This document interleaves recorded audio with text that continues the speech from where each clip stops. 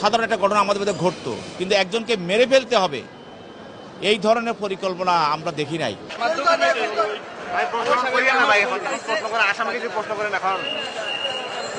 আপনারা সবাই দেখেছেন যে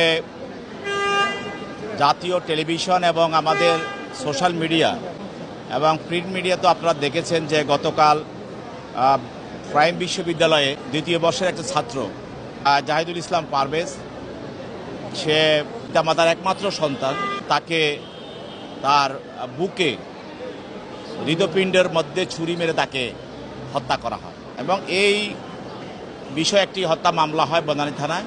এই মামলায় তদন্তকারী কর্মকর্তা 3 জনকে গ্রেপ্তার করেন। যে 3 জনকে গ্রেপ্তার করেন তার মধ্যে একজন হলো আলাবি এবং আল কামাল, আল আমিন। এই 3 জনে কেউই কিন্তু ওই বিশ্ববিদ্যালয়ের ছাত্র না, কিন্তু 3 জনকে এই সিসিটিভিতে বিভিন্ন তদন্তকারী কর্মকর্তা বিভিন্ন ডিভাইস এবং কনভারসেশনে তাদেরকে পাওয়া যায়।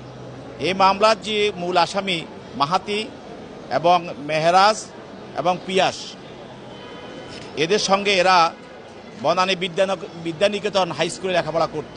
বোঝা যাচ্ছে যে এটা খুবই তুচ্ছ ঘটনা নয়, এর মধ্যে একটা পরিকল্পনা বা এর মধ্যে একটা তাদের নীল নকশাও ছিল।